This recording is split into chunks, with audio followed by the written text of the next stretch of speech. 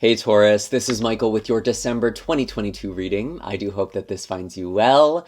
We are at the end of the year, and to celebrate the holidays, I am actually running a sale on my website. You can get any of my services, so that's tarot readings, chart readings, distance Reiki sessions for 20% off if you use the code Good Tidings, all one word, through December 21st. I may extend that sale as well, so it never hurts to check. Also never hurts to follow me on social media if you've never done that already, just in case I do anything else in that time.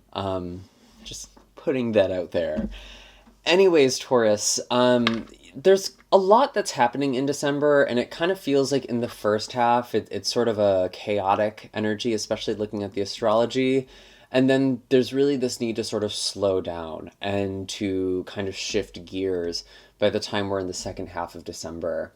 And I really do feel like, particularly for you, the animal energy that I pulled so far, we had the rabbit. And honestly, I feel like a lot of you are kind of shaken in some way. It's almost like that freeze response.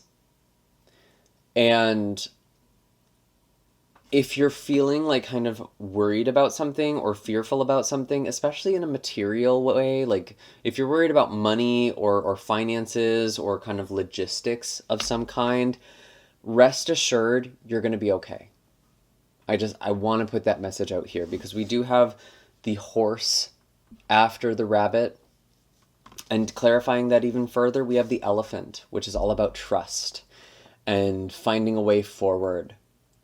But with the horse, I feel like there's a lot of support here. I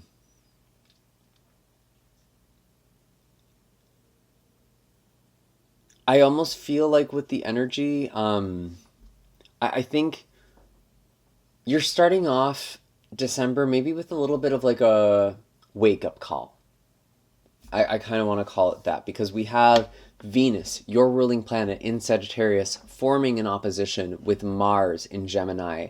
And this Mars in Gemini energy has really been kind of problematic for the past week. There's just a lot of conflict or tension or agitation and even like a scatteredness, to be honest. That's really how I have felt it.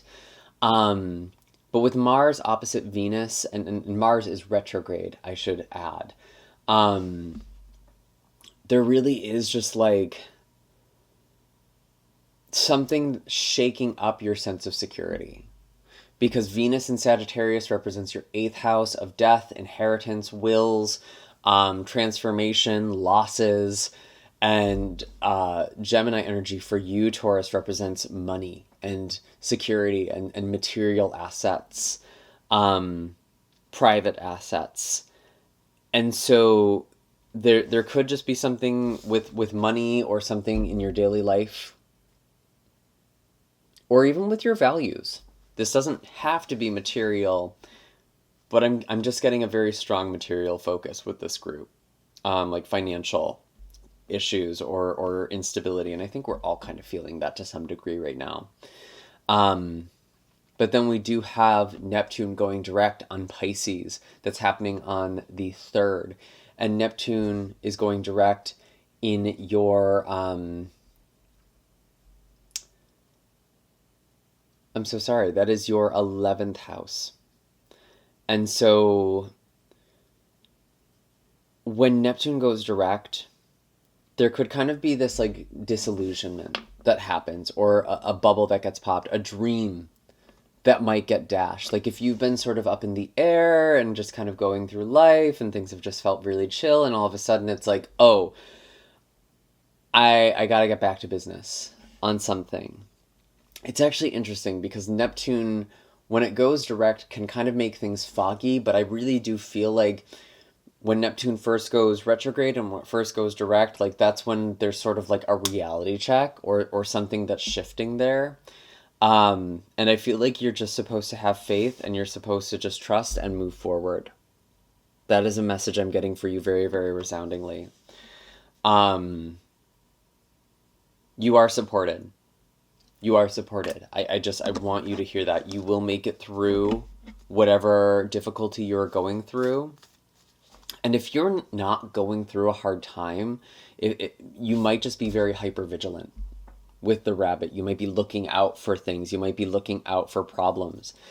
And with that Neptune energy, like, things are probably not as bad as they feel or seem.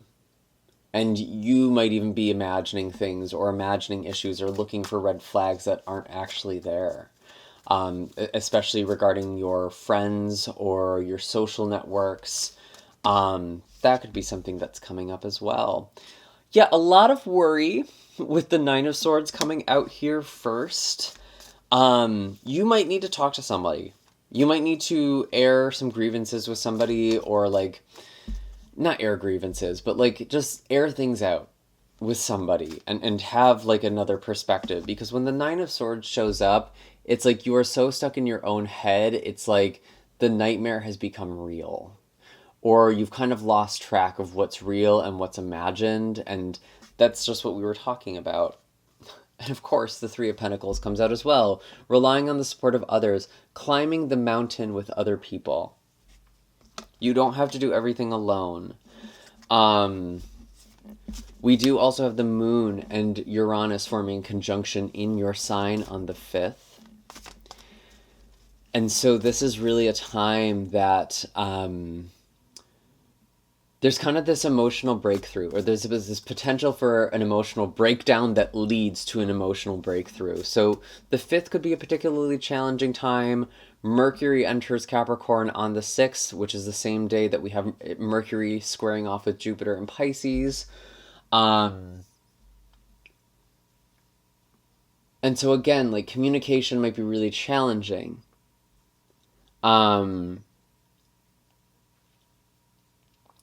But it's really important that you reach out, and especially reach out to your friends. And now I'm just hearing that song, I get by with a little help from my friends. And like, that just feels like what you need to do. And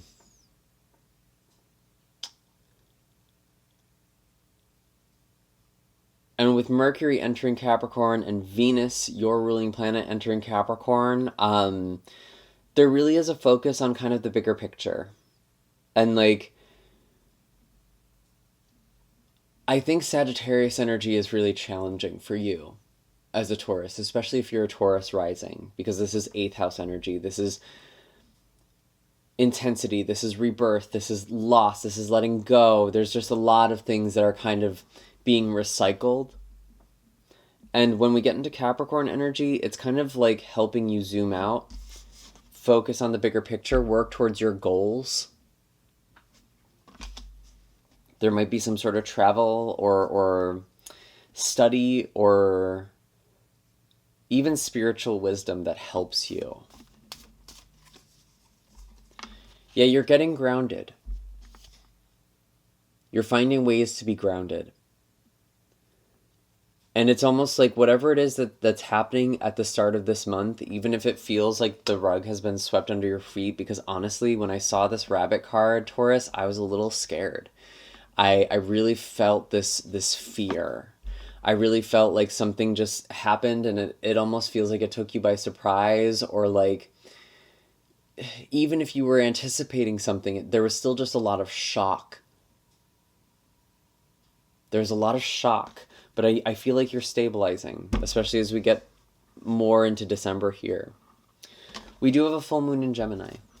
And that with Mars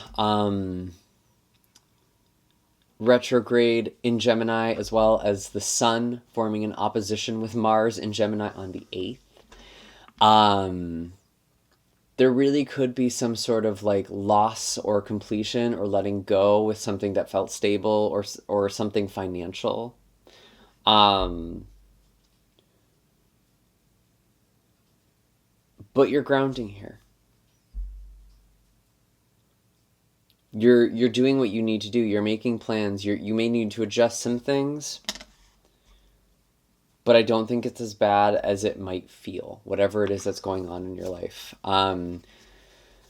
God, I even feel like some of you are afraid of like Am I going to be able to pay my rent? Am I going to be able to do, how am I going to survive? Like it's almost like that survival fear is what I'm getting, like very root chakra stuff. So very like tangible fear or trauma. Um, but you're figuring your way through. You have stability, and maybe there's even something, a friend who is helping you. Um, this could be a Capricorn because this is the Capricorn card, and there are some Capricorn ingresses happening with Mercury and Venus in the second week of December. That could be really stabilizing for you.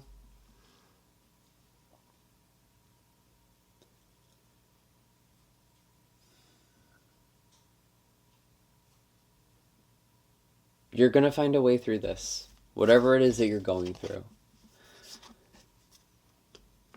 Queen or Mother of Wands here. And the High Priestess.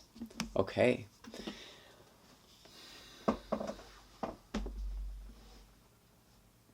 I feel like, especially when we are getting towards the end of December, the 20th, we have Jupiter entering into Aries. And this card is Aries energy. The High Priestess represents intuition. It feels like when Jupiter enters Aries, to be honest, you are just feeling more hopeful. You have faith. You know your intuition is leading you to something. You know spirit is leading you to something. There's this deep spiritual connection. And that's because Aries energy for you, Taurus, represents your subconscious. It represents spirituality. It represents your dream world. And so something is shifting. And you're also letting go of bad habits and beliefs that keep you anxious and fearful.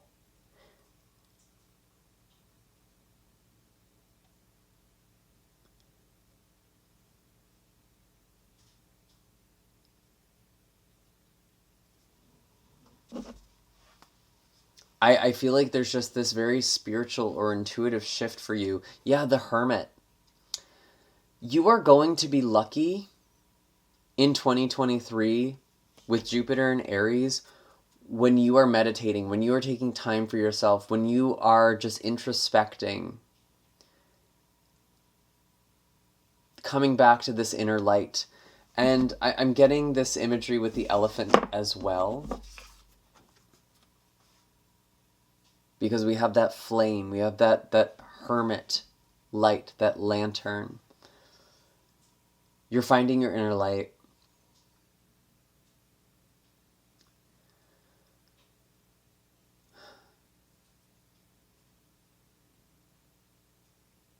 I honestly feel like I could end the reading there, but we still have more to cover. So let's kind of pull some more cards. Let's take a look at the astrology. We do have a new moon in Capricorn. This again could be signifying a shift in perspectives, especially spiritual perspectives with kind of the context I'm getting here. Maybe there's some sort of travel plan that you're making, or there's connecting with another culture or learning something. I just see this higher perspective, especially with the Hermit here, but also the High Priestess. Maybe some of you are just connecting with astrology more. Yeah, really, really interesting. It just feels like there's just this blip of anxiety, and then there's the calm. And that's really interesting to me. Because honestly, the energy around you right now in December with Mars being retrograde, to be just honestly, people are a little crazy. And Mercury is going to be going retrograde at the end of Capricorn too. And so if you are making travel plans, maybe there are some delays. Give yourself, make backup plans. Give yourself extra time if you're traveling, especially towards the end of the month. But really, Mercury being retrograde is going to be more of a January thing because Mercury doesn't go retrograde until the 29th.